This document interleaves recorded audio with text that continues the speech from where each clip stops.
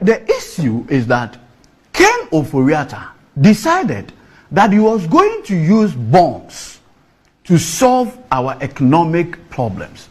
But you see, what has become clear from the minority narrative, that is the facts grounding the vote of censure, is that whereas we were thinking that our finance minister was borrowing to resolve current economic challenges, his own company, of which he is a beneficial owner, in fact, the ultimate beneficiary of its shares and what have you, was getting commission anytime we're borrowing on the international market. And in fact, the Honorable MP for Okankwe North, the Honorable Teresa Awuni Obana, and he knows why in 24 years, yes, that lady succeeded in taking the Okankwe North seat for NDC. Yo man, in 24 years, it's never happened. But that's just beside the point. She asked our finance minister an urgent question on the floor of Parliament. The finance minister provided answers. And his answers, which are captured on parliamentary record, the finance minister admitted that in fact his own company, Databank, happens to be one of the book runners, and that they were taking almost 1% commission on the bonds that were issued. Ken Ofori Atta himself, in an urgent answers to a question asked by the Honorable Teresa Awuni, provided those answers. That's an admission which is on the record of Parliament. The Hansard has captured it as well. So where your finance minister himself has admitted that his company benefits any time we borrow, what else is there to prove? Nothing convicts a man faster than his own words. But that's even on a different tangent. How is that?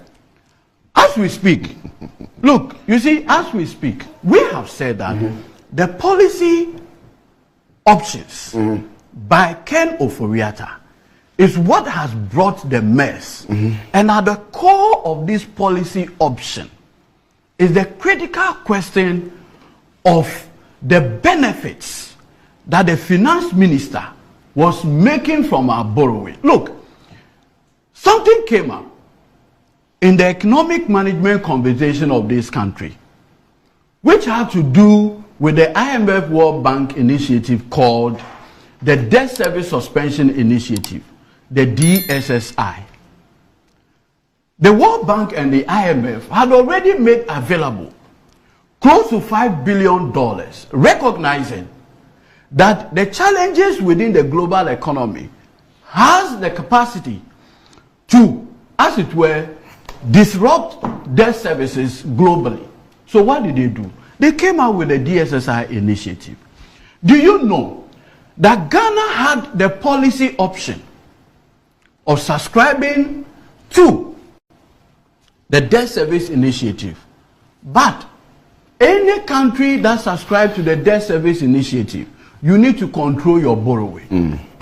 Our finance minister makes money when we borrow, and therefore decided by way of policy choice not to go for. And listen to the World Bank president, Malpass, the complaints he had issued relative to our refusal to go for the debt service suspension initiative. And it's on my jaw online.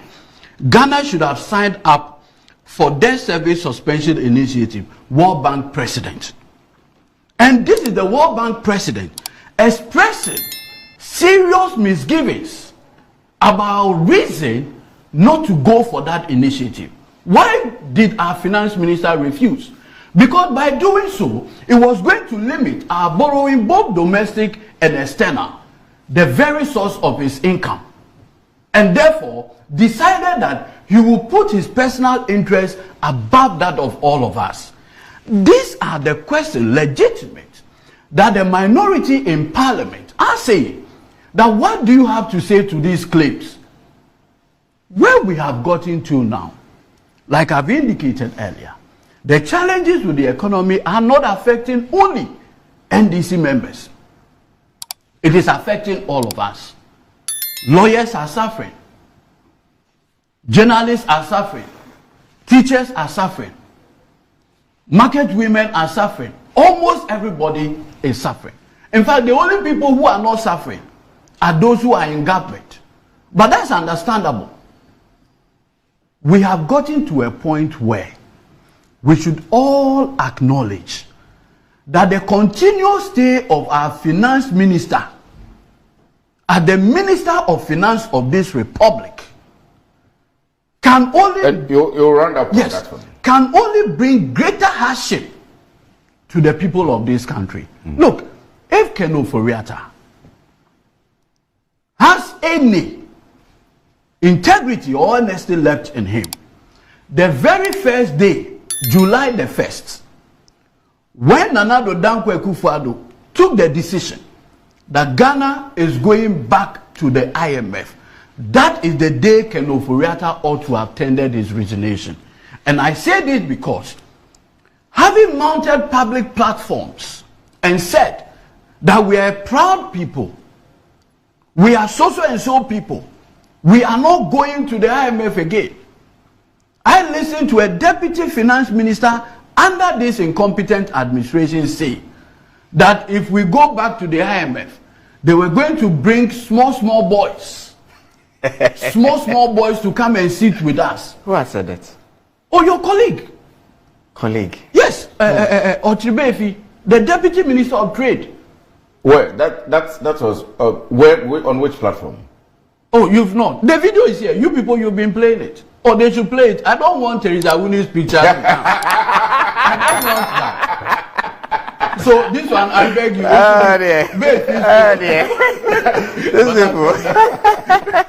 Please don't bring Teresa Winnie's picture. You can bring any other, but it should be the video. When he himself said, look, now say Ghana, you call IMF, only the small boys in the neighbor. And these are his own words. When you say such a thing, and you go back to it, excuse my language, your vomit, what kind of integrity do you have? And for the president to look Ghanaians in the face and say that it is this same person who can successfully negotiate an IMF program, quite clearly, the president is taking us for granted.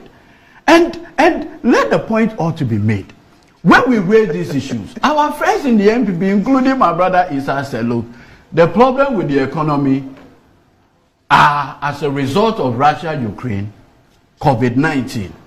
They have never accepted responsibility for the challenges with the economy. So if it is Russia, Ukraine, which is the cause of the current challenges with the economy, how come that suddenly, yes, how come that suddenly the Holy Ghost visited the 90 MPP MPs or 80 who are now saying that no, it is Ken Ofori Atta, when we do know that Ken Ofori Atta is not the one who caused the Russia-Ukraine war? That is the level of hypocrisy. Let the majority join the NDC minority to get this vote of censure through. Then we can take it out from there.